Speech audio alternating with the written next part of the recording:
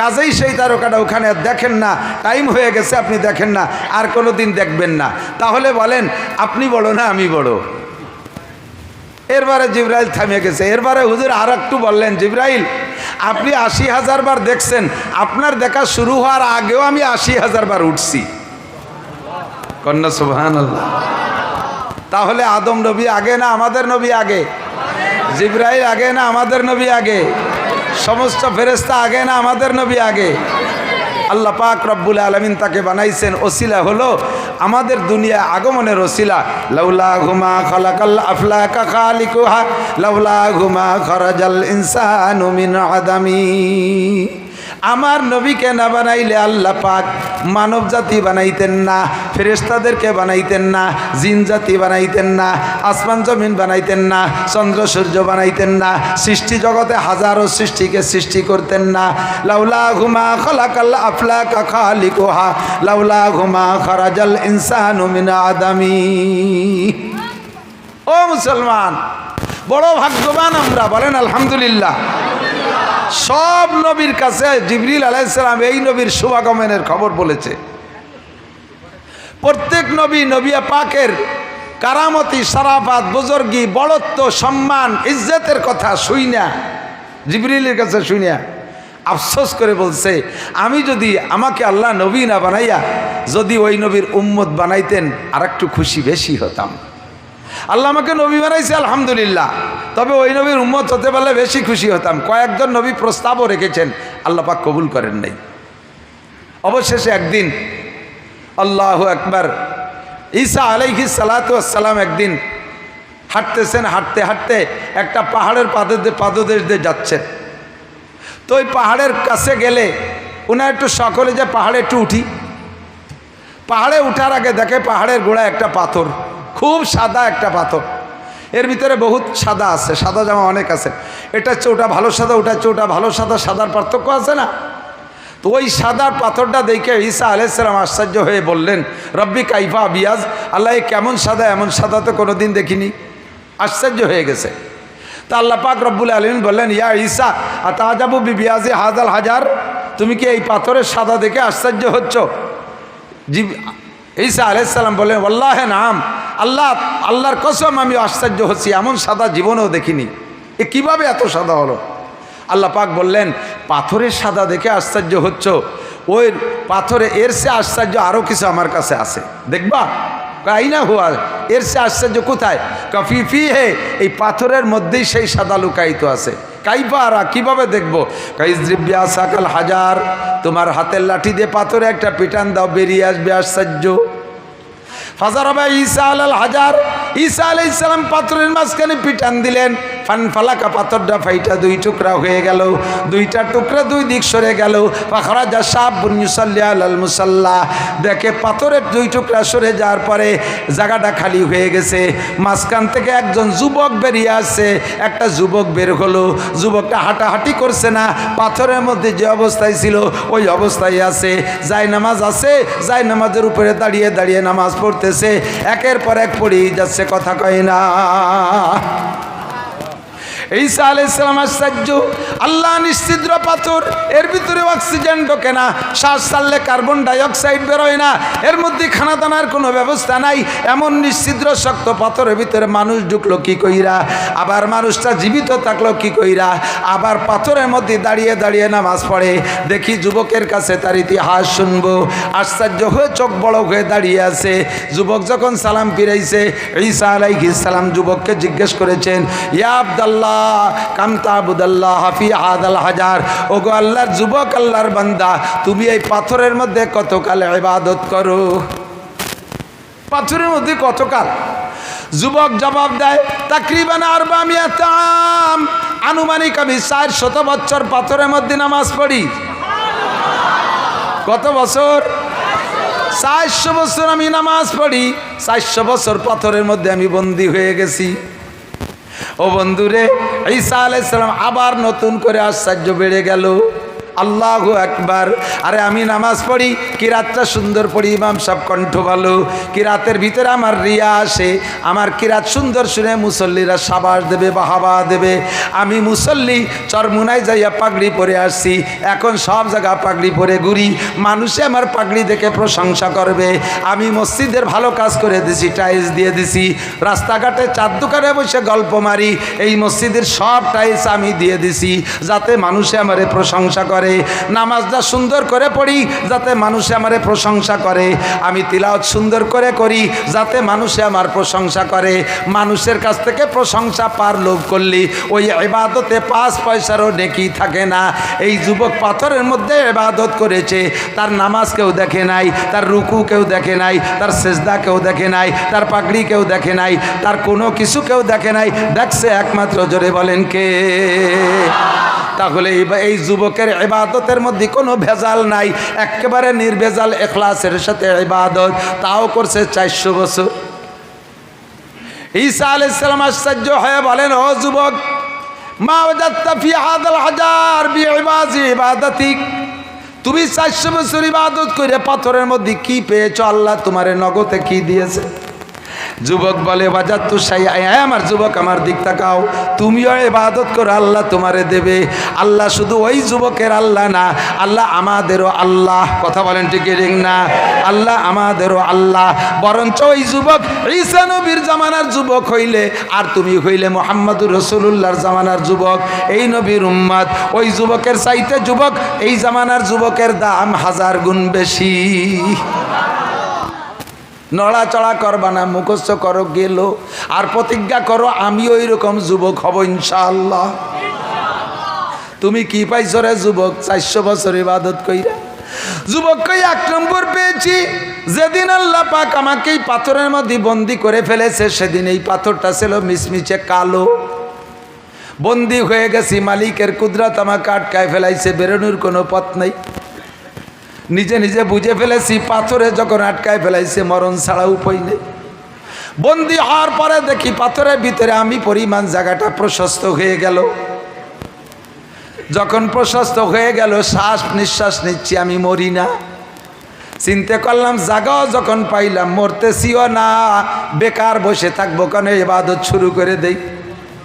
যখন ইবাদতের প্রস্তুতি নিয়েছি, কে যেন আমার একখান যায় নামাজ পাথরের মধ্যে দিয়ে গেল। বুঝলাম যায় নামাজের উপরে আমাকে নামাজ পড়তে হবে, শুরু করে দিলাম নামাজ পড়ি, দোয়া করি, নামাজ পড়ি, দোয়া করি, করতে করতে করতে করতে আস্তে আস্তে দেখি পাথরটা খালি সাদা হয়, পাথরটা সাদা হয়। হইতে হইতে হইতে হইতে একদিন এমন সাদা হয়ে গেল, যদি আপনারা বাইরের থেকে আমাকে দেখেন না, আমি পাথরের মধ্যে বৈশা দুনিয়ার সব কিছু দেখি। এটাই হলো আমার ইবাদতের প্রথম প্রতিদান, যে ইবাদতের বদৌলতে আল্লাহ পাক এই কালো পাথরকে সাদা কইরা দেছে। 2 নম্বরে দেখে যায় নামাজের কেনিতে আনসিজন বেমৌসুমি তরু তাজা ফল, মা হাদা ইয়া শাবাব, ও যুবক এইটা কি? হাজার ইসকুম মিনাল্লাহ ইয়ারযুকুনি আল্লাহু তাআলা ফি কুল্লি ইয়াউমিন সালাসা মাররা মিনাল জান্নাহ। এইটা হলো আমার ইবাদতের প্রতিদান। প্রতিদিন রব্বুল আলামিন আমার জন্য জান্নাত থেকে একজন ফেরেশতার মাধ্যমে 3 বার এই আনসিজন ফল পাঠাইয়া দেয়। ঈসা আলাইহিস সালাম বিশাল আশ্চর্য, এখন বলতেই বাধ্য হয়েছে, আল্লাহ এই যুবকের মতো আবেদ মনে হয় দুনিয়ায় আর অতিবাহিত হয় নাই, আর বর্তমানে মনে হয় এত বেশি নেকির মালিক নাই। আমার বিশ্বাস এইরকম নিরঙ্কুশ ফ্রেশ পরিষ্কার পরিচ্ছন্ন ইবাদত করনেওয়ালা মানুষ কিয়ামতের আগে আর জন্ম নেবে না। কাজেই এই যুবকের মতো এত বড় আবেদ দ্বারা মনে হয় নাই আর হবে না। আশ্চর্য হয়ে বললেন, আল্লাহ তোমার দুনিয়ায় কি এত বড় আবেদ আর আছে আর হবে? আল্লাহ পাক জবাব দিলেন, ঈসা তুমি এই যুবকের ইবাদত আর নেকির পরিমাণের উপর আশ্চর্য হচ্ছ। তোমাকে একটা সুখবর শুনাইয়া দেই, তোমার পরে মিম্বাদি কাসমুহু আহমদ, তোমার পরে একজন নবী আসবে, যেই নবীর নাম হবে আহমদ মুহাম্মদুর রাসূলুল্লাহ সাল্লাল্লাহু আলাইহি ওয়াসাল্লাম। ওই নবীর উম্মতের যুবকরা, ওই নবীর উম্মতের যুবতীরা, ওই নবীর উম্মতের বুড়োরা, ওই নবীর উম্মতের বুড়িরা, ওই নবীর উম্মতের কৃষকরা, ওই নবীর উম্মতের শিক্ষিত জনতা, ওই নবীর উম্মতের যুগের আলেম পাবলিক অ্যানিম্যান এভরিবডি তাদের জন্য আমি প্রত্যেক বছরে একটা রাত বরাদ্দ রেখেছি। রাতটার নাম হলো লাইলাতুল কদর। ওরা যদি এক রাত জেগে ইবাদত করে, এই যুবক 400 বছর ইবাদত করে যেই পরিমাণ নেকির অধিকারী হয়েছে, তাদেরকে এক রাত্রে তার চাইতে বেশি নেকি দেওয়া হবে। ঈসা আলাইহিস সালাম, আরে ভাই, যে যা বোঝে সে তা খোঁজে, কতক্ষণ? যে যা বোঝে সে তা খোঁজে। আপনি বিড়ির মজা বোঝেন, বিড়ি কোন জায়গা আছে সে জায়গা খোঁজেন। আমার এই 1 লাখ টাকা দিয়ে যদি কোন হুজুর স্টেজে বসে একটা বিড়ি খানে 1 লাখ টাকা দেবো, সম্ভব? বিড়ি আমি এই জায়গায় এক টান দেওয়ার সাথে সাথে সারা পৃথিবীতে বিড়ি চলে যাবে। এই জানেন যে টাওয়ারওয়ালারা, এরা ইউটিউবের মাধ্যমে সারা দুনিয়ায় পৌঁছে দেবে নাসির হুজুর বিড়ি খায়। এমনি ওরা যে থাম্বনেল দেয় মাঝে মাঝে, তা দেখলেই লজ্জা করে। আর যদি এক টান মারিয়ে দেয়, ছবি সহ পাঠায় দেবে, বিড়ি আমি বাড়ি যাওয়ার আগে বিড়ি বাড়ি চলে যাবে। ঠিক না? আমি ওর মজা বুঝি না, বিড়ি আমি খুঁজি না। সাহাবাই কিরাম নেকির মজা বোঝে, নেকি কোন জায়গা আছে সেই জায়গা খোঁজে। তাবেঈনরা নেকির মজা বুঝেছে, নেকি কোন জায়গা আছে সে জায়গা খুঁজেছে। নবী রাসূলরা নেকির মজা বুঝেছে, নেকি কোন জায়গা আছে খুঁজেছে। সঙ্গে সঙ্গে ঈসা আলাইহিস সালাতু ওয়াস সালাম এই যুবকের নেকিতে এবং আল্লাহ পাকের দেয় ভবিষ্যৎবাণীতে আশ্চর্য হইয়া বলেন, ও আল্লাহ, তুমি কি আমারে আতাজআলুনি উম্মাতা যালিকান নবী, যেই নবীর উম্মতের এত এত পুরস্কার প্রতিদান, তাদের সামান্য ইবাদতে বস্তা ভরে নেকি দিবা? ও আল্লাহ, আমার একটি সেই নবীর উম্মত বানানো যায়। আল্লাহ পাক খুঁটা দিয়ে বললেন, ইয়া ঈসা জাআলতুকা নাবিয়্যা ওয়া রাসূলা, তোমারে নবী বানাইছি, রসুল বানাইছি। 3 দিন বয়সে জবান খুলে দে, তোমার দ্বারা তোমার মায়ের সতীত্বের সাক্ষ্য দিয়াইছি। দুলনার ভিতরে দুলন্ত অবস্থায় তোমার আগে কেউ কথা বলে নাই। ও ঈসা, তোমাকে 3 দিন বয়সে ইঞ্জিলের মতো বিশাল কিতাব দিয়েছি, তোমাকে 3 দিন বয়সে নবী এবং রসুল বলে ঘোষণা দিয়েছি। এত কিছুতে তুমি খুশি হইতে পারলা না, এরপরে তুমি সেই নবীর উম্মত হইতে চাও কেন? ঈসা আলাইহিস সালাম বলেন, আল্লাহ, যা তুমি দিয়েছো সব কিছুর উপরে আমি অসংখ্য শুকর আদায় করি, কিন্তু রব্বুল আলামিন আমার ইঞ্জিলের ভিতরে কোনো জায়গা লেখা নাই আমি চাই একবার আল্লাহ বললে 2 বার আল্লাহ বলার নেকি দিবা, 1 রাকাত নামাজ পড়লে 2 রাকাতের সওয়াব দিবা, 1 রাত ইবাদত করলে 2 রাত ইবাদতের নেকি দিবা। এমন ঘোষণা তুমি কোনো জায়গা দাও নাই। তুমি আখেরি নবীর উম্মতের জন্য ঘোষণা দিয়েছো 1 রাত ইবাদত করলে এই যুবকের 400 বছরের চাইতে বেশি নেকি দিবা। এই জন্য সেই নেকির লোভে একটু সেই নবীর উম্মত হইতে চাই।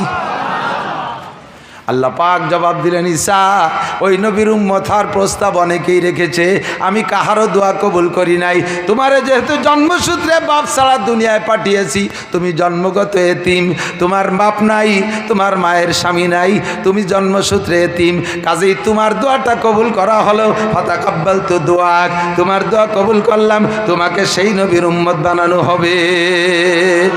এ যুবক, মানাবুদে মাতাকাজায় মানাবুদ লুৎফে তু না গুপ্তায়ে মামি শানুদ আদমি আদাদাইবা জম মুসলমা করদাই আয় খুদা কুরবা শওয়াম ইহসাবর ইহসা করদাই। আরে ছিলাম না, আল্লাহ বানাইছে, বানাইয়া মানুষরা বানাইয়া শিয়াল কুত্তো বানাইতে পারতেন, আল্লাহ তা না বানাইয়া সৃষ্টির শ্রেষ্ঠ জাতি মানুষ বানাইছে। মানুষ বানাইয়া হিন্দু বুদ্ধ খ্রিস্টানের ঘরে জন্ম দেয় নাই, মুসলমানের ঘরে জন্ম দিয়েছে, মুসলমানের মাধ্যমে পাঠিয়েছে। আরে মুসলমানের ঘরে পাঠাইয়া আবার অন্য নবীর উম্মত না বানাইয়া সেই শ্রেষ্ঠ নবীর উম্মত হিসেবে দুনিয়ায় পাঠাইছে। ও আমার প্রাণ প্রিয় চরমানিকদা, আমার গোপালগঞ্জের বন্ধু যুবকরা, পাগলামি করিস না, মস্তানি করিস না, এলোমেলো হইস না, আমার দিকে লক্ষ্য কর। কত বড় ফজিলত বিনায় চয় পেয়ে গেছো, যেই নবীর উম্মতের পরিচয় দেওয়ার কারণে কিয়ামতে আল্লাহ পাক রব্বুল আলামিন সমস্ত নবী রাসূলকে বাদ দিয়া এই নবীর উম্মতকে আগে জান্নাতের ফয়সালা কইরা তারপরে আল্লাহ অন্য নবীর সাথে কথা বলবে। এই ফজিলাত তুমি নাচে পেয়ে গেছো। আই খোদা কুরবা সওয়াম ইহসাবার ইহসা করা দাই, আল্লাহ আমার গলাটা তোমার রাস্তায় কাটাইয়াও দিয়ে যদি শহীদ হয়ে যায়, তোমার এই বিশাল অনুগ্রহের শুকর আদায় শেষ হবে না। ঠিক কি না? ওই নবী এসেছিলেন এই মাসে, আপনারা খুশি না বেজার? জোর হলো না? আরো জোরে বলেন আলহামদুলিল্লাহ। আমরা সেই নবীর উম্মত, বলেন আলহামদুলিল্লাহ। নবী এই মাসে এসেছিলেন। অধিকাংশ ঐতিহাসিকদের মত হলো 8ই রবিউল আউয়াল এসেছিলেন। হুজুরের জন্ম রবিউল আউয়াল মাসের 8 তারিখ।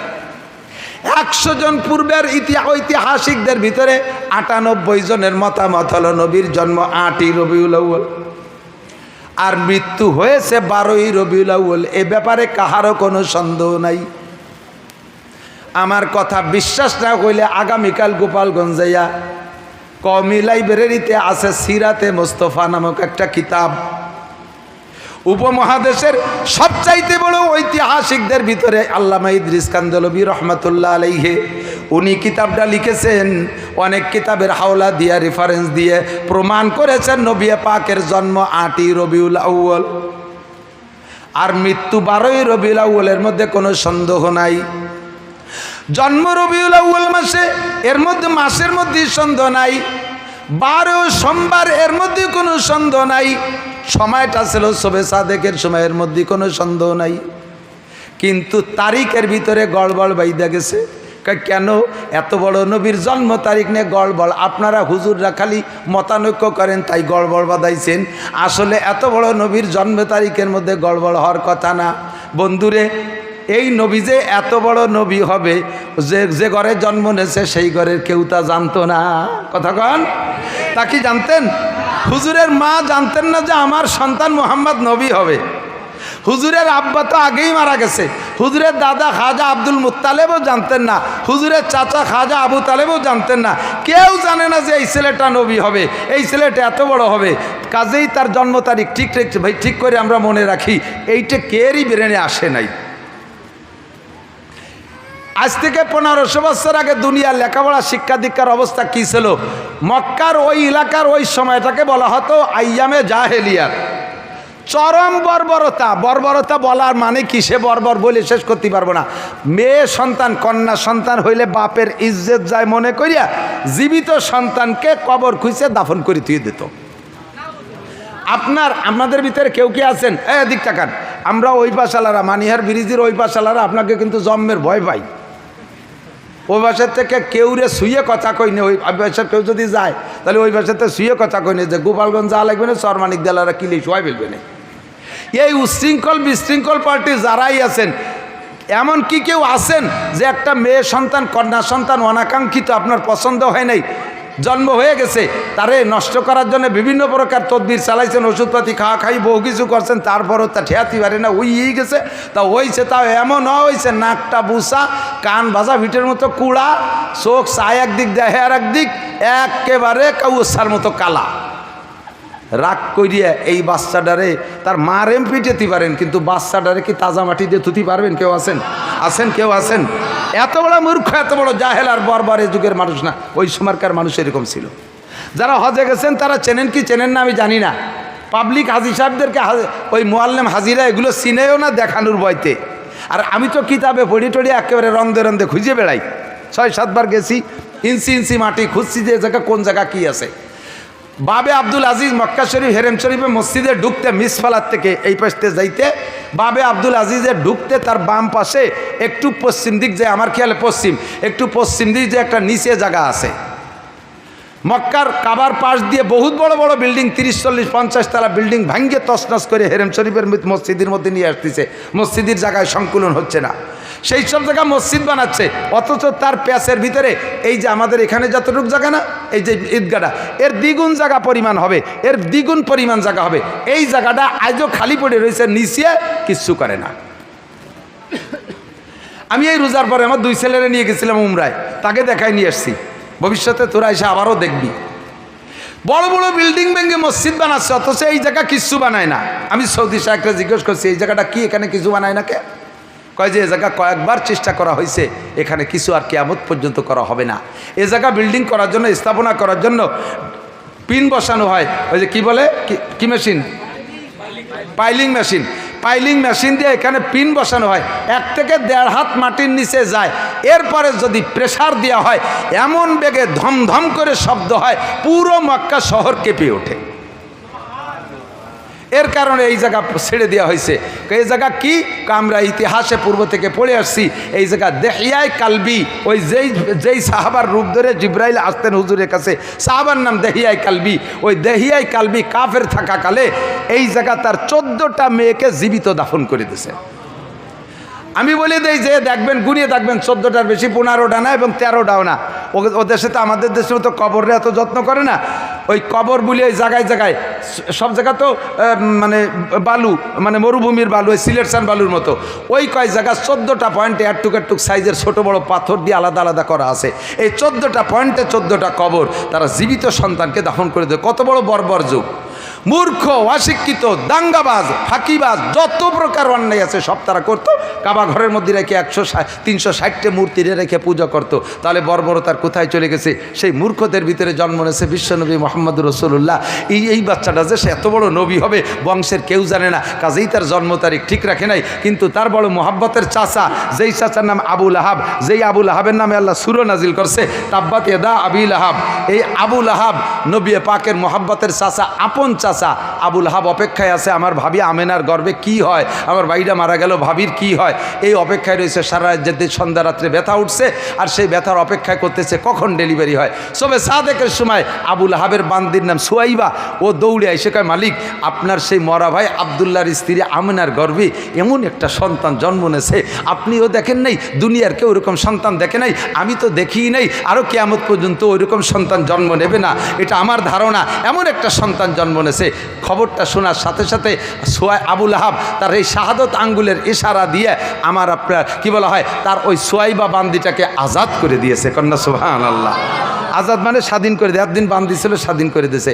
এই প্রতিদানে আবু লাহাব যে এই আঙ্গুলের ইশারা দিয়ে সুয়াইবারে আজাদ করে দিয়েছে বিশ্বনবীর খবর দেওয়ার কারণে, এর কারণে আবু লাহাব চির জাহান্নামী হওয়া সত্ত্বেও প্রত্যেক সোমবারে তার এই শাহাদত আঙ্গুলটাকে আল্লাহ ঠান্ডা করে দেয়, আর সেইটাকে সারাদিন ভরে চষে আর একটু ঠান্ডা পানি পায়, তাইতে সোমবারের দিন তার কলিজাটা একটু ঠান্ডা হয়। জাহান্নামে যাওয়ার পরও আবু লাহাবের প্রত্যেক সোমবারে এই শাহাদত আঙ্গুল ঠান্ডা করে দেওয়া হবে, আর সে পানি চুষে চুষে পান করবে। বলতে চাইছি, সেই দিন থেকে নিয়ে নবীর 40 বছর বয়স পর্যন্ত নবুয়তি পাওয়ার খবরের আগ পর্যন্ত আবু লাহাব প্রত্যেক সোমবারে নবীর জন্মদিবস পালন করত। লাস্টের দিক যাইয়া পুরো কুরাইশদেরকে বলে দিয়েছে, এ কুরাইশরা, আমার ভাতিজা মুহাম্মাদের মতো সন্তান পৃথিবীতে জন্ম নেয় নাই, কাজে আমার ভাতিজার জন্মদিবস উপলক্ষে প্রত্যেক সোমবারে কুরাইশদের প্রত্যেক বাড়িতে সন্ধ্যাকালে সবে সাদেক ফজর পর্যন্ত স্বর্ণের পিয়ালায় বাতি জ্বালাবি, আমার ভাতিজার জন্মদিবস জাস্টে জুলুস করতে হবে। 40 বছর জন্মদিবস পালন করছে যেই লোকটা সবচেয়ে বেশি, তার নাম আবু লাহাব। নাম কি? একটু মস্ক করেন, কি নাম? আবু লাহাব কি রাদিয়াল্লাহু তাআলা আনহু? আবু লাহাব কি সাহাবা? আবু লাহাব জান্নাতি? আবু লাহাব মুসলমান? আবু লাহাব মোমেন? জোরে বলেন কি? কাফের? একটু বলেন কি? আবু লাহাব কি? আবু লাহাব জাহান্নামী? বলেন কি? জাহান্নামী। এই আবু লাহাব কাফের, 40 বছর নবীর জন্মদিবস পালন করে আসছে সোমবারে, তারিখ মনে নাই, সোমবারে জন্মদিবস পালন করছে। নবী যখন 40তম বছর নবুয়তি পাইয়া যাইয়া আবু লাহাবরে ডাকে কয়, কাকাজান পড়ে লা ইলাহা ইল্লাল্লাহ মুহাম্মাদুর রাসূলুল্লাহ, এই কলেমার দাওয়াত দিছে। আবু লাহাব কয়, তাব্বাল্লাকা ইয়া খাসিস আলী হাযা দাওতানা, ধ্বংস হয়ে যা কপাল পোড়া, তোরে 40টা বছর কোলে কায়ে করে রাখছি, এত ভালোবাসছি, 40 বছর তোর জন্মদিবস পালন করছি, স্বর্ণের পিয়ালায় বাতি জ্বালাইছি, তোর চাইতে আমার নিজের সন্তানকেও এত ভালোবাসি নাই, তোরে যত ভালোবাসি। আজকে তুই বাপদাদার ধর্মের মুখে চুনকালি দিয়া নতুন ধর্মের কলেমার দাওয়াত দিচ্ছিস, তুই কপাল পোড়া ধ্বংস হয়ে যা। এই বলে নবী পাককে বৎসনা দিল, বদদুয়া দিল। সঙ্গে সঙ্গে আল্লাহ পাক সূরা লাহাব নাজিল করে দিয়ে কয়, তাব্বাত ইয়াদা আবি লাহাবি ওয়া তাব্বা মা আগনা আনহু মালুহু ওয়া মা কাসাব। আমার মুহাম্মদ ধ্বংস হবে না, আমার মুহাম্মদ ধ্বংস হবে না, ধ্বংস হবে আবু লাহাবের 2টা হাত। তুই একবার বদদুয়া করেছিস আমার নবীকে, আর তোর নামে বদদুয়া চলবে ডেলি লক্ষ লক্ষ বার। ও ভাই আমার প্রাণপ্রিয় বন্ধুরা, গোপালগঞ্জবাসী সাক্ষী দাও, সারা পৃথিবীতে 800 কোটি মানুষের ভিতরে 200 কোটি আছে মুসলমান। 200 কোটি মানুষের ভিতরে ফেলায় ছাড়াইয়া 10 কোটি মানুষ তো ডেলি নামাজ পড়ে কমপক্ষে। কতক্ষণ? 10 কোটি মানুষের ভিতরে লাখখানিক মানুষ তো কমপক্ষে তাব্বাতে তো শুরু তো পড়েই। সারা পৃথিবী জুড়ে। তাহলে ওই একবার নবীকে বদদুয়া দিয়েছে, আর ডেলি আমরা তাব্বাত ইয়াদা সূরা পড়ে লাখ লক্ষ লক্ষবার ওর নামে বদদুয়া পাঠাই। এই আবু লাহাব নবীর জন্মদিবস পালন করছে। নবী কলেমা নবী নবুয়তি পার পরে সাহাবায়ে কেরামকে কলেমা পড়ানোর পরে আর কোনো সাহাবা জন্মদিবস পালন করে নাই, কোনো সাহাবা জন্মদিবস পালন করে নাই। এবার আমি শেষ ফিনিশিং বলে দেই দোস্ত, ধরে নেন নবীর জন্মদিবস 8 তারিখ নয় 12ই রবিউল আউয়াল, যেটা আমাদের কাছে প্রসিদ্ধ। কথা কি বোঝা যাচ্ছে? ভুল থাকলে ভেঙে নিয়ে যাবেন। 8ই রবিউল বাদ দিলাম, 12ই রবিউল ফিরে গোড়ায় চলে আসলাম। ধরে নেন 12ই রবিউল আউয়াল নবীর জন্ম তারিখ। তো 12ই রবিউল আউয়াল নবীর জন্ম তারিখ, আর নবীর মৃত্যু তারিখও কত? কতক্ষণ কয় তারিখ? 12ই রবিউল আউয়াল। এবার এই দুইটা একই দিনে 12ই রবিউল আউয়াল দুইটা প্রতিদ্বন্দ্বী হয়ে গেছে, জন্মদিবসের ঈদ আর মৃত্যু দিবসের শোক। কথা বলুন ঠিক কি ঠিক না? এখন আপনি কোনটা পালন করবেন আবার একটু বুঝে নেন। আপনার একটা সন্তান, আপনার জীবনের প্রথম সন্তান, একেবারে চাঁদের মতো ফুটফুটে একটা বাচ্চা জন্ম নেছে, নাক টিয়ের ঠোঁটের মতো, ঠোঁট দুটে পানপন কিচ্ছু খায় না, আলতা মাখায় না, কেমন যেন একেবারে লাল টকটকে। এরপরে তার আঙ্গুলগুলো সেরকম, কপালটা সেরকম ফুটফুটে চাঁদের মতো সন্তান। ছেলেটা পাই আপনি আনন্দিত, আপনার পয়সা আছে, ছেলেটা আপনি ধনী মানুষ। এই ছেলের উপলক্ষে বর্তমান বাংলাদেশের সিস্টেম অনুযায়ী তার জন্মদিবস পালন করে না, কেক কাটাকাটি করে না? করছেন। কতদিন করছেন? 24 বছর পর্যন্ত করছেন। এই ছেলেটা জন্ম নিয়েছিল জানুয়ারি মাসের 1 তারিখ। জানুয়ারি মাসের 1 তারিখ, এই জানুয়ারি মাসের 1 তারিখ প্রত্যেক বছর আসলে আপনি কেক কাটেন। 24 বছর বয়সের যুবক, সবে মাত্র লেখাপড়া শেষ করে সচিবালয়ে চাকরি পেয়ে গেছে, সচিবালয়ে চাকরি পেয়ে গেছে, চাকরিও পাইছে সে 1 জানুয়ারি। চাকরিও তার যেদিন জন্ম তার সেদিন ডবল খুশিতে কেক কাটাকাটি, আনন্দের আর শেষ নেই। 1 বছর যাইতে না যাইতে 25 বছর বয়সে দাঙ্গা হাঙ্গামা গন্ডগোল ফাসাদ লাগিয়া ওই ছেলেটা সচিবালয় মৃত্যুবরণ করছে। 1 জানুয়ারি, 1 জানুয়ারি তার মৃত্যু হয়ে গেছে। জন্ম হয়েছে 25 বছর আগে 1 জানুয়ারি। 25টা বছর কেক কাটছেন আর আনন্দ করছেন। এই 25 বছরের মাথায় আইসা ওই ছেলেটা 1 জানুয়ারি ইন্তেকাল করলো। এখন থেকে প্রত্যেক বছর কি আপনি ওই ছেলে উপলক্ষে আনন্দের কেক কাটবেন না মৃত্যুর শোক করবেন? কথা কি বুঝছেন আপনি? আর কি আর আনন্দ আছে? ছেলে জন্ম নেওয়াতে যে পরিমাণ খুশি হয়েছিলেন, মৃত্যুতে তার চেয়ে বেশি অখুশি হয়ে গেছেন। এখন আর তার জন্মদিবসের আনন্দের কেক কাটাকাটি থাকে না, এখন শোক হয়। 12ই রবিউল আউয়াল নবী জন্ম নিয়েছিলেন, সে খুশিতে আমরা ছিলাম, 63 বছর আনন্দিত ছিলাম। কিন্তু 12ই রবিউল আউয়াল নবীর ইন্তেকাল করে আমাদের সেই আনন্দকে শেষ করে দিয়ে এতিম করে চলে গেছে। শোকের বস্তা, শোকের পাহাড় আমাদের মাথার পর চেপে দিয়ে চলে গেছে। কাজেই নবীর ইন্তেকালের পর থেকে আর কোনোদিন 12ই রবিউল আউয়াল আমাদের ঈদ আর আনন্দ উদযাপন করা, এটা নবীর মৃত্যু নিয়ে ঠাট্টা করা, নবীর সাথে বেয়াদবি করা ছাড়া আর কিছুই না। কথা বলুন ঠিক কি ঠিক না? আমি কি বুঝতে পারছি? আমার নবী পাক সাল্লাল্লাহু আলাইহি সাল্লামকে এই নবীর উম্মত হওয়ার সুযোগ আল্লাহ তাআলা আমাদেরকে করে দিয়েছেন। বলেন আলহামদুলিল্লাহ। তো মাসটা যেমন আনন্দের, ওই রকম শোকের, শোক ও আনন্দ বিজড়িত মাসের একটা মুহূর্তে আইসা কর্তৃপক্ষের সিদ্ধান্ত অনুযায়ী আজকের মাহফিলে আমরা উপস্থিত হতে পেরেছি। সেই শকরটা এখন আদায় করি। আজকের মাহফিলে হাজির হয়েছি, সবাই বলি আলহামদুলিল্লাহ। এই মাহফিলের শুরু শকর আদায় করবো বলে এতখানি কষ্ট করা হয়ে গেছে। আজকে বলে আজ বেশি করতে হবে। আপনারা পারবেন? মাজাই কুলবে ইনশাআল্লাহ? ইনশাআল্লাহ আমি পারবো না। আপনাকে এক রাত আমার ডেলি দিনীয় নড়াইল বিশাল এক সম্মেলন মাহফিল করে আসছি। সে জায়গাও প্রধান বক্তার বক্তব্য লম্বা টাইম আমার দেওয়া লাগবে। যে জায়গায় যাই দেখি আকাশে গেলিও লাথি খায়। ডেকিতে ধান ভাড়ায় না? ডেকিতে ধান ভাড়া থেকে আজ দিয়ে ঠাসে না সুমো মুখ দিয়ে ঠাসে, পাউ দিয়ে পাড়ায়, ঠিক না? তো ডেকে আকাশে গেলিও লাথি খায়। ওই হঠাৎ করে এক মসজিদে গেছি আসরের নামাজ পড়তি, যে তবলিগালা, আমি যাবো মাহফিলে, কয় হুজুর আইসেন যান একটু অস করে যান, তাই সেদেরই অস করাতে। তো যেখানে যাই সেখানেই বেশি।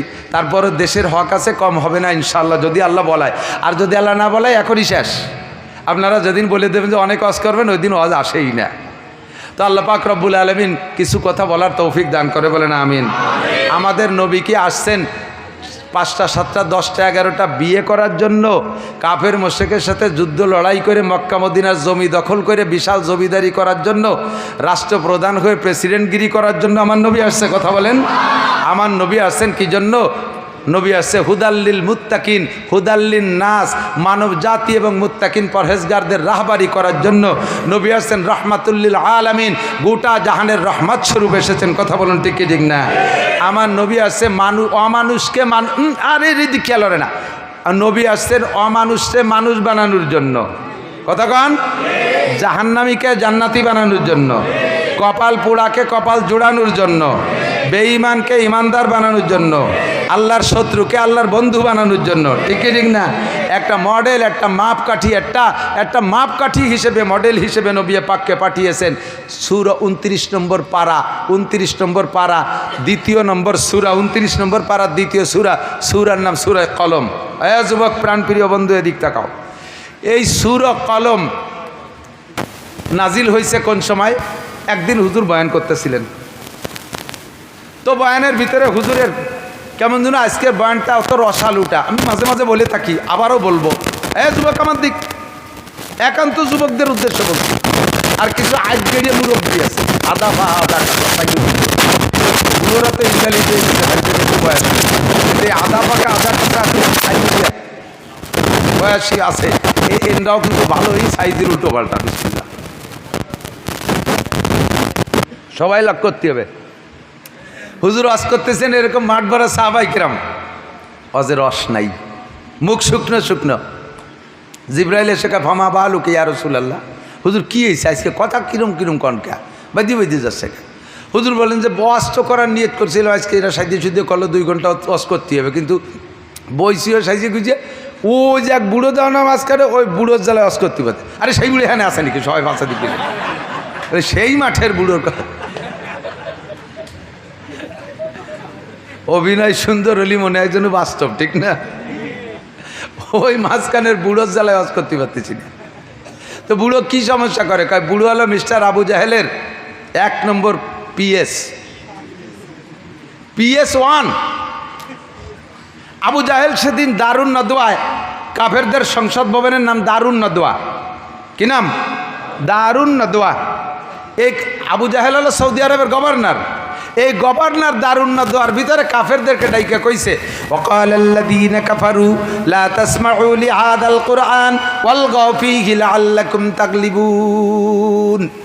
হে কাফেররা, মুহাম্মদ যখন কুরআন পড়বে আর তরজমা তাফসীর করবে, ওর কোরআনের তিলাওয়াত শুনলি যে কোনো কাফের কলেমা ভরিয়ে ফেলে, দিল নরম হয়ে যায়। কাজেই ওর কোরআন শরীফ মানুষের শুনতে দিবা না। ও যখন বয়ান করবে মাঝখানে বসে হই হুল্লা চিল্লে পাল্লা করবা, মুখে মুখে তর্ক করবা, ফাঁসা ফিরে দিয়ে বসে থাকবা, উদ্ভট এলোমেলো শব্দ করবা, তালিও ঠকি যাবে, মুহাম্মদ জিততে পারবে না, তোমরা জিতে যাবা, তোমরা বিজয়ী হবা। লাআল্লাকুম তাগলিবুন। এই হুকুম দিয়েছে আবু জাহাল। এই হুকুমের পর যারা বেশি পালন করছে, যারা ভালো নাম্বার নেছে, যারা A+ পাইছে, তার ভিতরে গোল্ডেন A+ পাইছে ওই বুড়ো। নবী যখনই বয়ান করে মাঝখানে এসে এলোমেলো শব্দ করে, আর এই মুখে মুখে তর্ক করে, গনো গনো পেশাব করতে যায়। আসার সময় সাইডে খেজুর বাদাম নিয়ে আসে, সাইডে কদুর বিচি সিমির বিচি নিয়ে আসে, মাঝখানে বসে বসে ভাষা ফিরে দিয়ে ফুটফুট করে খায়। মতের খিলা বলি, মুহাম্মদ থামো, মুহাম্মদ থামো, কী করছো, রাজনীতি বাদ দাও। এই উল্টো পাল্টা করে। তো ওই বুড়োর জ্বালা আমি ওয়াজ করতে পারতেছি না। জিবরাইলকে হুজুর তারিফু মান হুয়া, ওরে চেনেন? কয় যা চিনি তো, তো আমার বাচ্চা সাদের বয়সী মানুষ, বেশ বয়সী, বুড়ো হয়ে গেছে। কয় যে ওভাবে না, ওর চারিত্রিক দোষ, ওর সমস্যা কোথায় কী কী আছে তা কি জানেন? কয় না, তা জানবো কী করে। তো জিবরাইল সূরা কলম নাজিল করে দিয়ে ওই জায়গায় বসে ওই দিন আবু জাহেল ওই দিন এই লোকটা নবী পাককে বলেন, মুহাম্মদ তুমি পাগল, মুহাম্মদ তুমি উন্মাদ, মুহাম্মদ তুমি কী বলা হয় মাতাল, ইত্যাদি ইত্যাদিকে নবী পাককে গালি দিয়েছে। তো আল্লাহ পাক নবীকে সান্ত্বনা দেওয়ার জন্য সূরাটা নাজিল করেছেন। শুরুতে আমার নবীর প্রশংসা একটু পরে বলবো, আর মাঝখানে যে কদ্দুর যাইয়া ওই লোকটা সম্পর্কে আল্লাহ তাআলা জানান দিচ্ছেন নবী আলাইহিস সালামকে। জিবরাইল বলে, হুজুর ওই লোকটার ব্যক্তি জীবনে 9টা দোষ আছে। কয়টা? মুখস্থ করেন, কয়টা? 9টি দোষ আছে। 9টা বলতে গেলে আমার 9 ঘন্টা লাগবে, অধিক যাব না। আমি একটা দিয়ে বলি, সেটি চলে যাবো জায়গা মতো। এই 9টা দোষের ভিতরে কোরআন শরীফের তর্জমা দেখবেন। আমি আয়াতটা বলে দিলাম, 29 নম্বর পারা, 2 নম্বর সূরা, সূরার নাম সূরা কলম। ওর ভিতরে যায় আয়াতটা মনে রাখবেন। আয়াতটা হলো উতুল্লিম বাদা যালিকা জানিম। তর্জমা হলো ওই লোকের ভিতরে 9টা দোষ আছে, তার ভিতরে একটা দোষ হলো ওইটা হারাম জাদা, যারো সন্তান, জাইরোর বাচ্চা।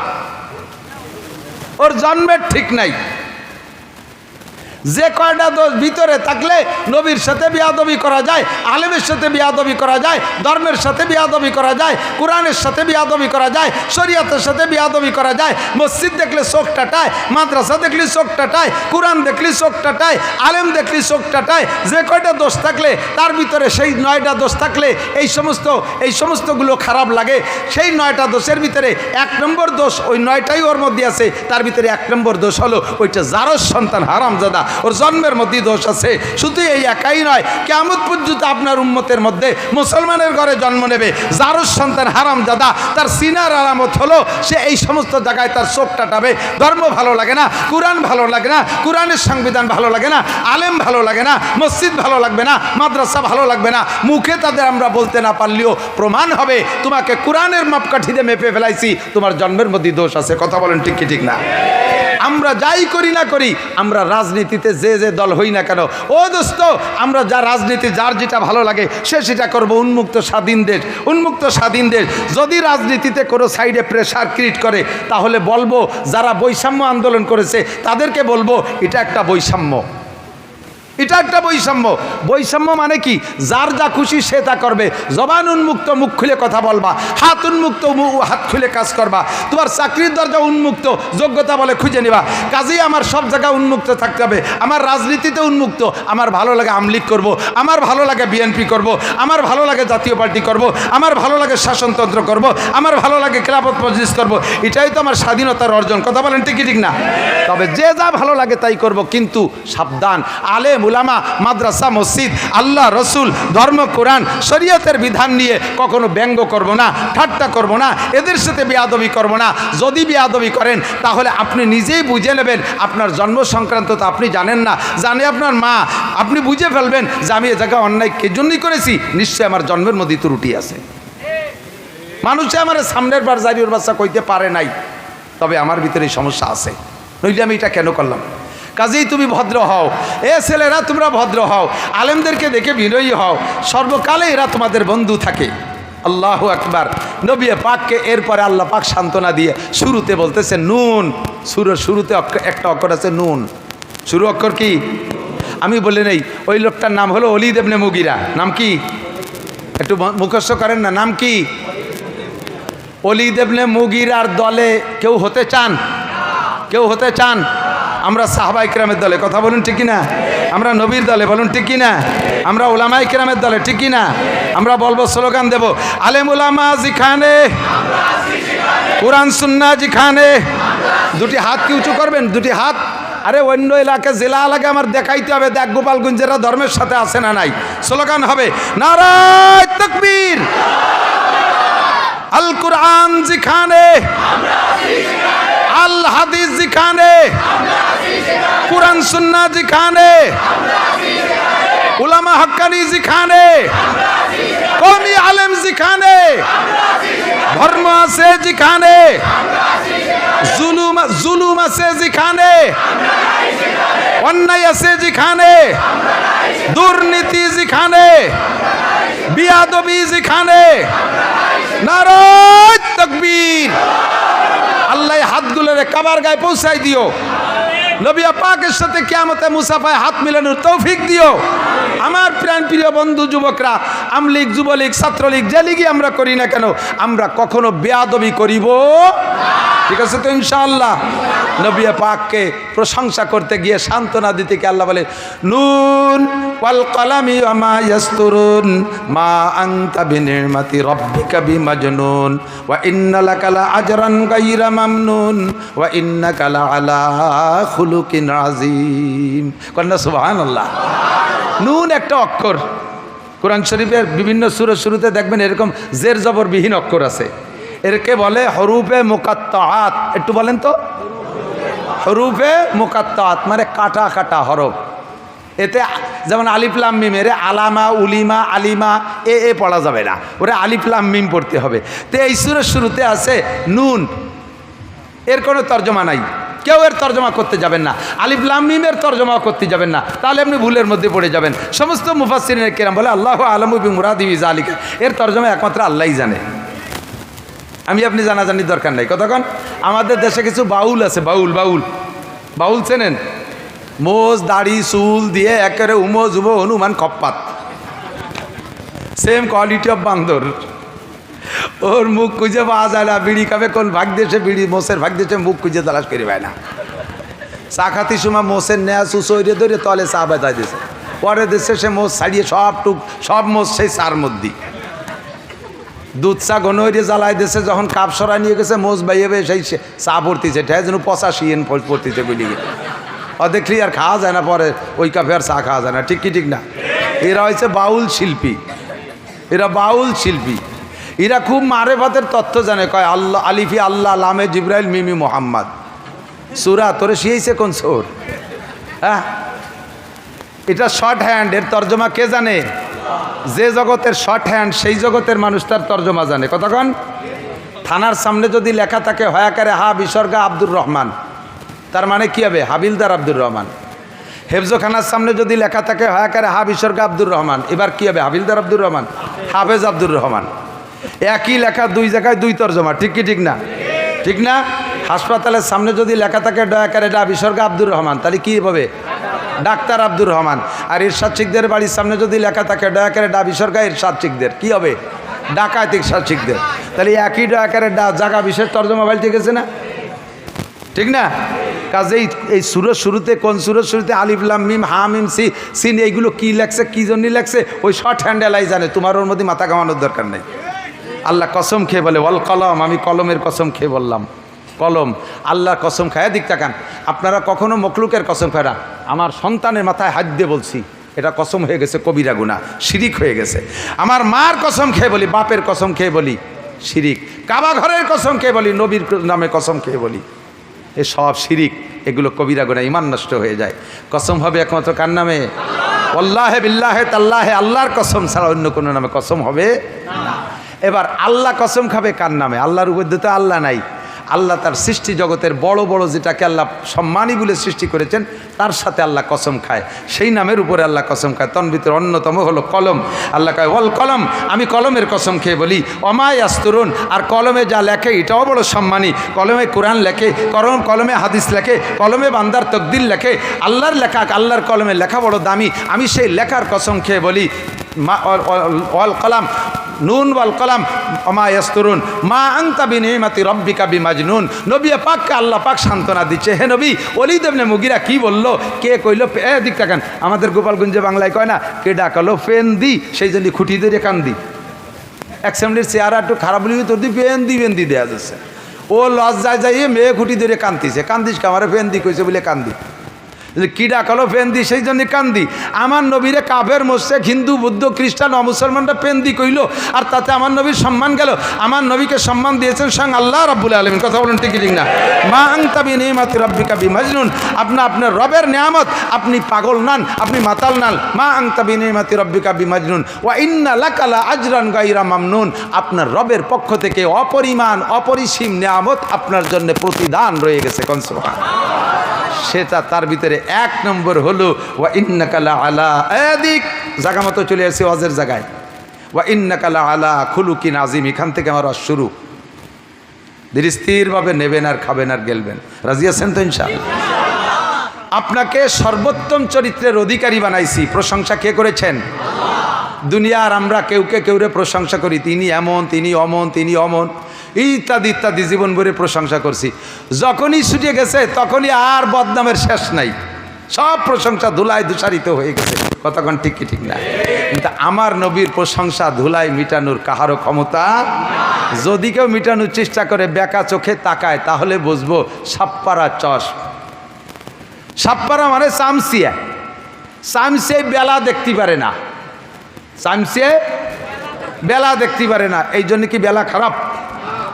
দিনের বেলা সাইন্সে উঠতে দেখেন নাকি? রাত্রি কি বাড়াবারে ভারু থুরুত করে উড়ি বেড়ায়। দিনের বেলা যদি কোনো জায়গাতে সুইটিয়ারটা আসে, এখানে যে গাপটি মেরে পড়ে, ওখানে যে গাপটি মেরে, কিছু সহি দেয় না। ঠিক না? সূর্যকে সহ্য করতে পারে না চামচিয়া আর সুসো সূর্য সহ্য। সুসোর আর দিনই বেরোয় না, চামচোর দিনই বেরোয় না, ওটা রাত্রে টিপ মারে। তুই সুসো আর চামচিয়া সূর্য পছন্দ করিস না তাই বলে তো সূর্য খারাপ না। কোটি কোটি মখলুক সূর্য পছন্দ করে, মানুষের সূর্য পছন্দ করে। কাজেই তোর মতো সায়েন্সে সুসো সূর্য অপছন্দ করলে কিচ্ছু আসে যায় না, ঠিক কি ঠিক না? তোর মতো আবু জাহেল, আবু লাহাব, উতবা, সাইবা, ওয়ালিদ ইবনে মুগীরা, নমরুদ, কারুন, হামান, সাদ্দাত, ফিরাউন, উবাই বিন কল, এই সারা দুনিয়ার কাফের, জো বাইডেন, নেতানিয়াহু, সারা দুনিয়ার কাফের আমার নবীকে গালি দিলে কিচ্ছু আসে যায় না। ওয়ালিদ ইবনে মুগীরা আমার নবীকে গালি দিলে কিছু আসে যায় না। আমার নবীকে প্রশংসা করেছে আমার আল্লাহ, ওয়া ইন্নাকা লাআলা খুলুকিন আযীম। কথা বলেন ঠিক কি ঠিক না? দুনিয়ার কেউ যদি এই জগৎটাকে অপছন্দ করো তাও তুমি বুঝে নাও নবীকে অপছন্দ করছে, নবীকে গালি দিয়েছে, তাদের সম্পর্কে যেমন বললাম, নবীর ওয়ারেসদের সম্পর্কে মন্তব্য করলে তোমারও আমি তাই করলাম। তুমি সুসু আর সাইন্সিয়া, তুমি সুসু আর সাবধান সাবধান। এই সুসো কিন্তু সুসোয় আর একটা জিনিস সহ্য হতে না। আপনারা এখানে কে কেমন আছেন জানি না, আমি আতর পছন্দ করি খুব বেশি, আমার পকেটে সবসময় তাই। আপনারা আতর পছন্দ করেন না? আতর ভালো লাগে? আতর ভালো লাগে। এই আতর পছন্দ করে না মানুষের ভিতরে যারা, তারা হলো মেথর, সুইপার, ওরা আতর সহ্য করতে পারে না। আর প্রাণীদের ভিতরে সুসোয় আতর সহ্য করতে পারে না। আপনার ঘরে যদি বেশি সুসো রানাগুনা থাকে, ও যদি কোনোটাই দিয়ে সাফ করতে না পারেন, 10টা আর আতর কিনে ছড়াইতে হবেন, যে কয়দিন এই আতরের ঘ্রাণ থাকবে ওই কয়দিন সুসু আসবে না। এই যে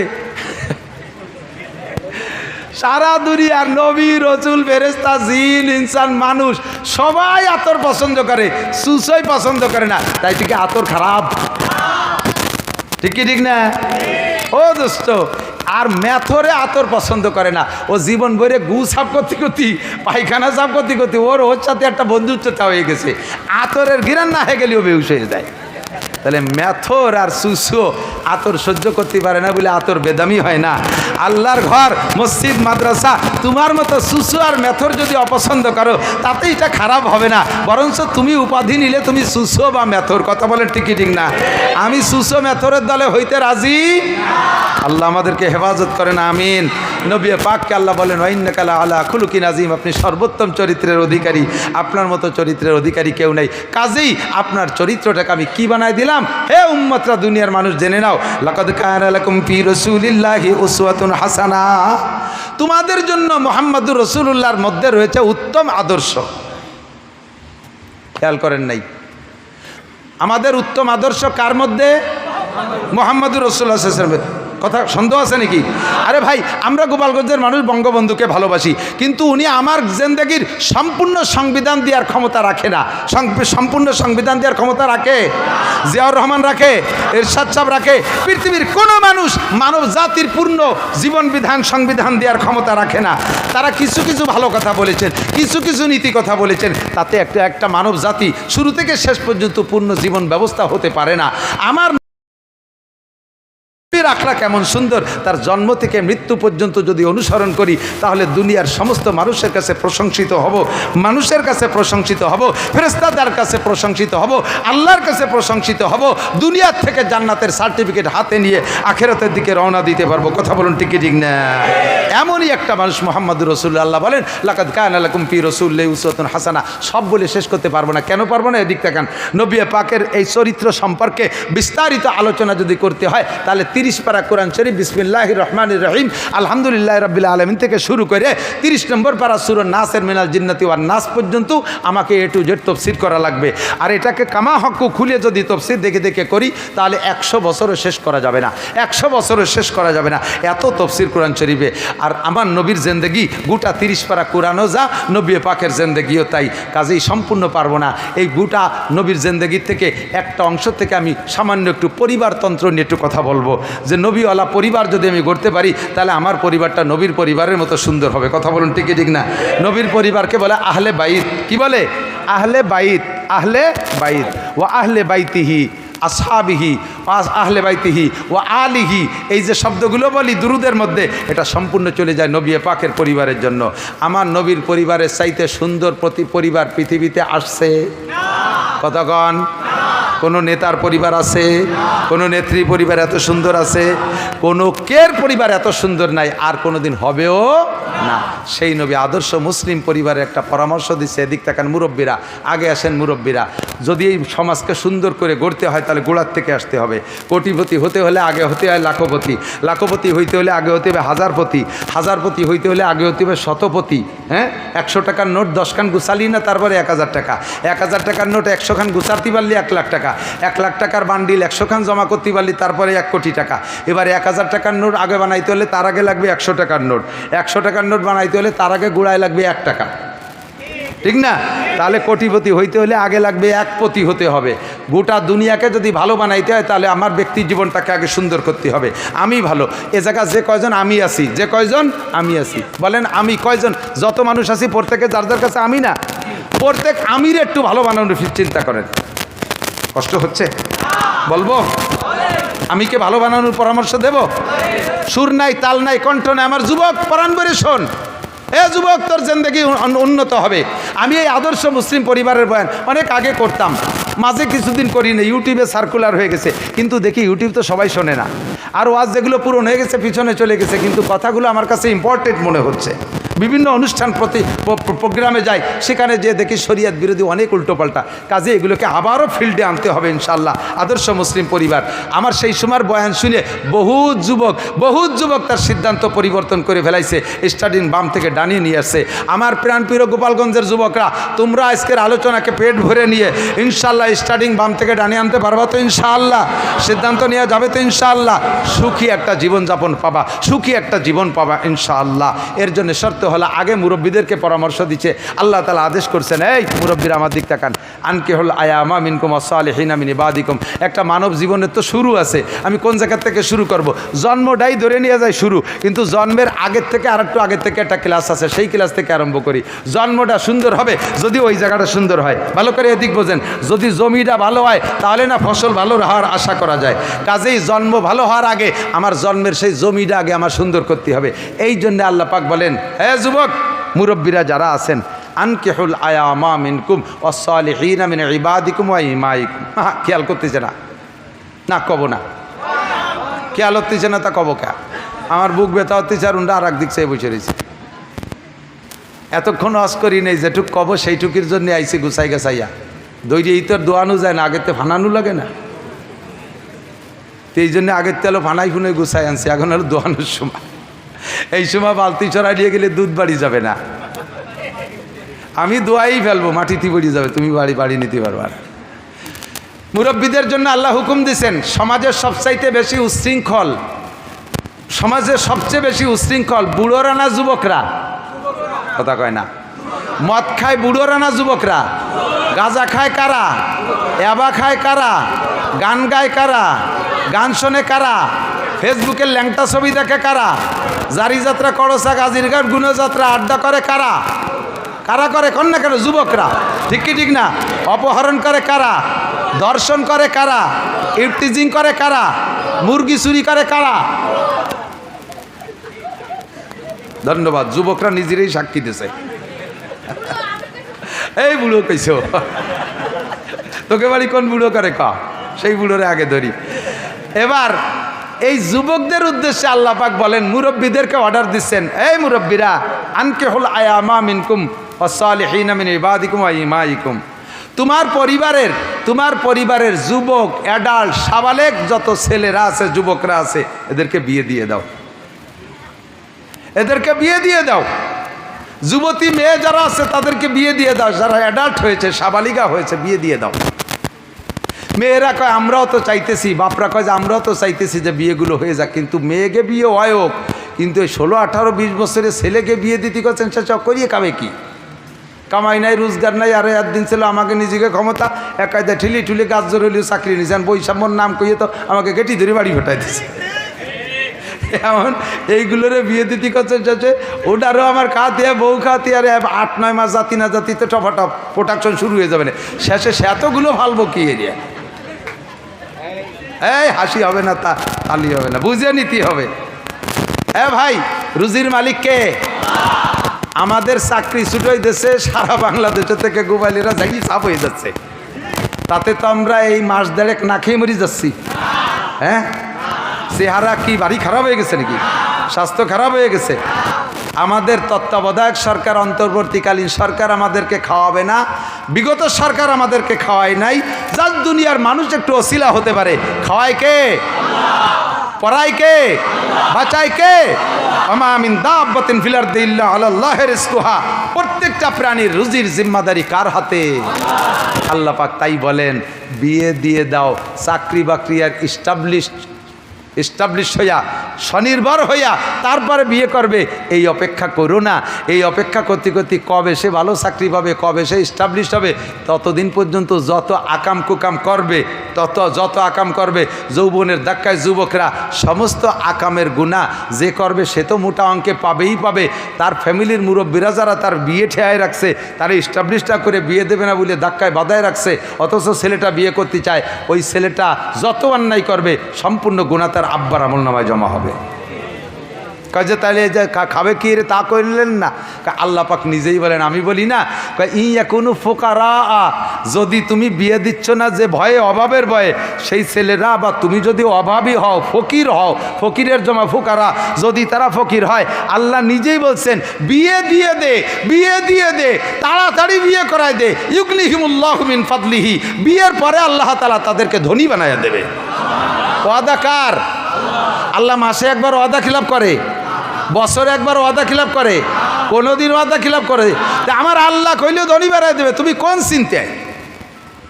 কয় তালি হ্যাঁ ঠিক আছে বিয়ে দেব। আল্লাহ দেয় কি না দেয়, এই জন্যই বিয়ে দেওয়ার সময় ছেলের শ্বশুরির কাছ থেকে 2 লাখ টাকা কন্ট্রাক্ট নিয়ে নেই, যৌতুকের হিসাব। আস্তাগফিরুল্লাহ, কন্যা আস্তাগফিরুল্লাহ। যুবক, বিয়ে সংক্রান্ত আসতে দাও, কথা বলো।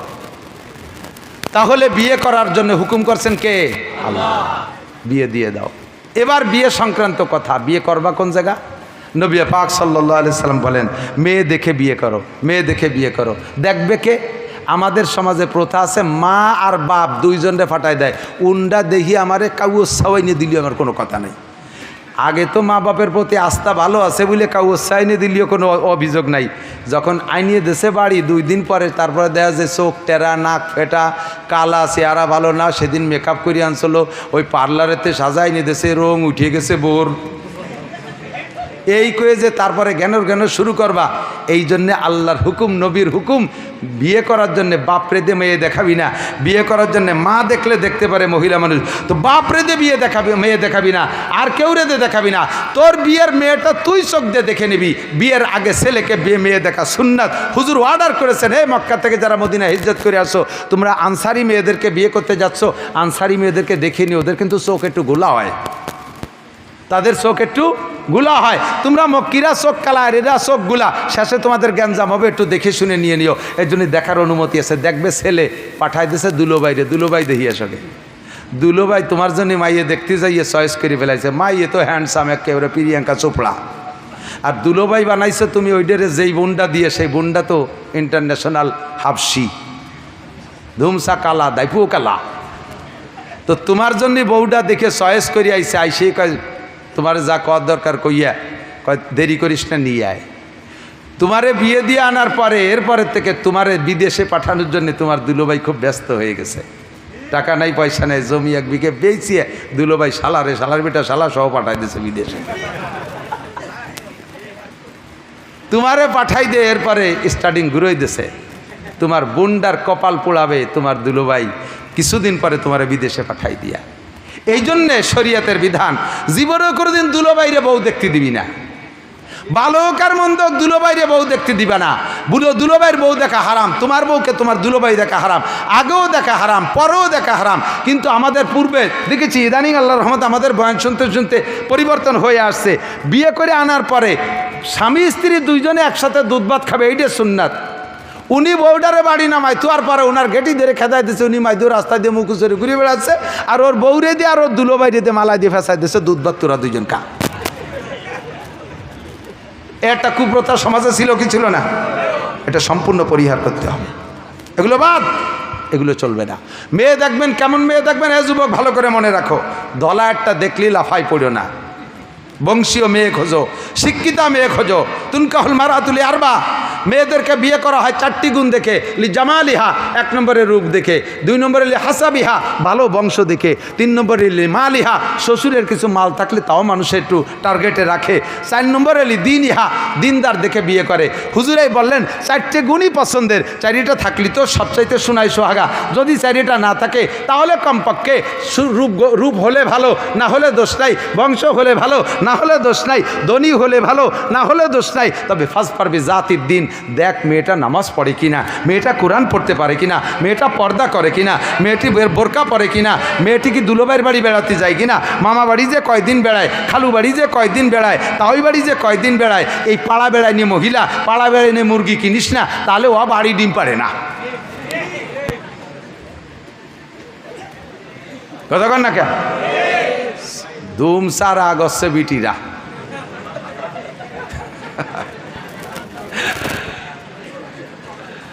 আল্লাহ আকবার। উচিত কথা কবরে মাসি, তাই সারমানিক দিয়ে আর একবার আসি আর না আসি মেয়েদের বিয়ে করার জন্যে। এবার আমার মা মুন্ডা যারা পর্দার আড়ালে আসো, আমি কিন্তু যুবকদেরকে রেডি করে ফেলাইছি, তোমরা আর স্কিন টাইট প্যান্ট পাজামা পরা মাইয়ে বিয়ে করবা, ঠিক আছে তো? রেডি রেডি 1 2 3, তার মানে এমনই বিয়ে করে ফেলাম, তাই নাকি? 3 তো ফাইনাল, সাবধান সতর্ক। আমি যুবক রেডি করে ফেলাইছি। এবার আমার বাপ বুন্ডা মেয়েরা পর্দার আড়ালে যারা আসো, তোমরা যদি আমার এই সুন্দর যুবক দিনদার যুবকদের সাথে বিয়ে বসতে চাও, তাহলে স্কিন টাইট পাজামা ছাড়ো, তুমি ঘোড়া মার খাটোগুনি ছাড়ো, মাথায় চুল কাটা ছেড়ে দাও, বব কাটিং বাদ দাও, হাতে পায়ে নখ পালিশ বাদ দাও, তুমি কিন্তু রিজেক্ট হয়ে গেছো, তোমাকে এরা নেবে না, তোমাকে এরা নেবে না। হাই স্কুল মাঠে দৌড়াইয়া জিতে তুমি কলস নিয়ে আইছো, তুমি ওই জায়গায় আর একটা ঘোড়া খুঁজে বেড়াও। আল্লাহর রহমতে আমার এই যুবকরা তোমার মতো বেহায়া বেপর্দা মহিলাকে তারা কিনবে, ঠিক না? জাতির দিন, দিনদার মেয়ে খুঁজে নেন। এবার দিনদারের সাথে সাথে আর একটা জিনিস খুঁজতে বলছে হুজুর, এদিক তাকান, হুজুর আর একটা জিনিস বলছেন, কি বলা হয়, তাজাবজুল ওদুদ আল বলুদ ফাইন্নি মুকাসিরুম বিকুমুল উমাম, যে বংশের মেয়েরা সন্তান বেশি দেয় সেই বংশে বিয়ে করো। আল্লাহ কি কইল, আর একটা শেষ বেলা এসে কি একটা ব্যাপাসে ফেলাই দিল। আমরা দি ছেলে হোক মেয়ে হোক, একটা অথবা 1.5টা অথবা 2টা, এই সিদ্ধান্ত নিছি। আপনি অত ভিড়ির মধ্যে আমাকে পাঠাবেন কে? ঠিক চাকান, যে বংশের মেয়েরা বেশি সন্তান দেয় হুজুর বললেন সেই বংশে বিয়ে করো। কেন? কয় কি ফাইন্নি মুকাসিরুম বিকুমুল উমাম, তোমারও তাহলে সন্তান বেশি হবে আশা করা যায়। আর সন্তান তোমার বেশি মানে আমার উম্মত বেশি, তোমার সন্তান বেশি মানে আমার উম্মত বেশি। আমি কিয়ামতের ময়দানে যাতে সব নবীর চাইতে বেশি উম্মত নিয়ে উঠতে পারি, এই ব্যাপারে তুমি আমার প্রোটেকশন দিয়ে সহযোগিতা করবা। এই জন্যে যে বংশের মেয়েরা বেশি সন্তান দেয় সেই বংশে বিয়ে করে সন্তান ঠেকাইও না, নষ্ট করো না। কারণ তুমি জানো না যে কোন সন্তানটা ভালো হবে। প্রথমটা চেহারা ভালো মনে করছে এইটা যথেষ্ট, এরপরে আর একটা হয়ে গেছে, বাস তুমি মহা খুশি, এরপরে আর পছন্দ করতেছো না। কিন্তু এই দুটো ভবিষ্যতে বড় হলে কি হবে তা তো তুমি জানো না। চেহারাই তো মানুষ না, মানবতা তো আলাদা জিনিস, কথা বলেন ঠিক না? ও দুটো বড় হলে কি হবে তা তুমি জানো না। এরপরে তোমার নামে আর দুটো বাজেট ছিল, সেই দুটো তুমি নিলে না, সে দুটি আল্লাহ তাআলা দুনিয়ায় পাঠাই ছাড়বে, পাঠাই দিয়েছে সে দুটি অন্য জায়গা। কিন্তু তুমি যে দুটি পেয়ে খুশি হয়ে থামিয়ে গেছো, সেই দুটি বড় হয়ে কী হয়েছে, একটা এরশাদ শিকদার আর একটা কানা জাহাঙ্গীর, আন্তর্জাতিক খ্যাতি সম্পন্ন 2 ডাকাত। আর যে দুটি তুমি নিলে না, তোমার নামে বরাদ্দ ছিল। আরে বরাদ্দ কিছু থাকলে নিয়া না নেওয়ার একটা বিষয় আছে। আমাদের এই রোড বরাদ্দ আছে, মাল সব রেডি হয়ে গেছে, কিন্তু যখন কন্ট্রাক্টর আসছে স্থানীয় যুবকরা কয় চাঁদা দিতে হবে 2 লাখ, এই ব্রেক দিয়ে দিয়েছে, ফ্যামিলি প্ল্যানিং শুরু করে দিয়েছে, ব্রেক দিয়ে দিয়েছে। 2 লাখ চাঁদা না দিলি, এবার সরকার ওরা যে কন্ট্রাক্টর ডিসি স্যারে বলছে, স্যার ওরা 2 লাখ টাকা চাঁদা না দিলে কাজ করতে দেবে না। ডিসি স্যার বললেন বরাদ্দ দেওয়া হবার হয়ে গেছে, যেহেতু স্যার মানিক দেওয়া নিল না, ওটা ঘোষের স্যার দিয়ে দে, তুমি না নিলে আর এক জায়গা চলে যাবে, বরাদ্দ হয়ে গেছে। সন্তান 4টে তোমার বাড়ি বরাদ্দ ছিল, তুমি 2টি নিয়ে ব্রেক করে ফেলাইছো, 2 লাখ টাকা চাঁদা চাইছো। আল্লাহ কয় হবে না, চাঁদা দিয়ে দিই, ওই বাকি 2টি দিয়ে দে, একটা সরমুনাই দে, একটা গোভের ডাঙ্গা দে, একটার নাম শামসুল হক ফরিদপুর, একটার নাম ফজলুল করিম সরমুনার পেশাব। ওই 2টি তোমার নামে বরাদ্দ ছিল, যে 2টি গোষ্ঠীরে ভালো বানাবে তাই নিলে না, আর যে 2টি দেশে পাইন মেরি ছাড়িয়ে দিয়েছে সেই 2টি নিয়ে তুমি খুশি থাকছো। কাজেই ঠেহাস নে, যে কটা আল্লাহ দেয় অতি দে। খাতি দেবো কোন যাইতে সরকারি কানুনের? আরে সরকার আমার কি ছাতা দেয়? সরকার নিজেই তো এখন দেশে নাই, আমরা খাচ্ছি না। কথা বলেন ঠিক ঠিক না? সরকার নাই আমরা খাচ্ছি না, সরকার নাই আমরা খাচ্ছি না। তাহলে সরকারের হুকুমে আমি ছেলে মেয়ে কেন কম নেব? আমি আমার বাপের 8 নম্বর সন্তান। তোমার দুনিয়ার সরকারের সিদ্ধান্ত যদি আমার আব্বা আমল করতো তাহলে আমি নাসির কোথায় থাকতাম? আজকে সারা দুনিয়া ভরে ওয়াজ করে বেড়াচ্ছি, দেশের মানুষ আমার দ্বারা উপকৃত আছে। তাহলে তোমার কথা মানলি বার আমার আব্বা যদি সেই কথার পর আমল করতো, তাহলে আমার মতো নাসির দেশের মানুষ পাতো কোন জায়গায়? তুমি সরকারও আসবে, তোমার বাপের 8 নম্বর সন্তান, তুমিও তো তোমার বাপের 6 নম্বর সন্তান। তোমার বাপ যদি ওই সিদ্ধান্ত নিত, তোমার মতো শোনাচ্ছেন পিতেলে গুগু কোন গাঙ্গের মধ্যে আমরা জাল খেয়ে তালাশ করি বের করি।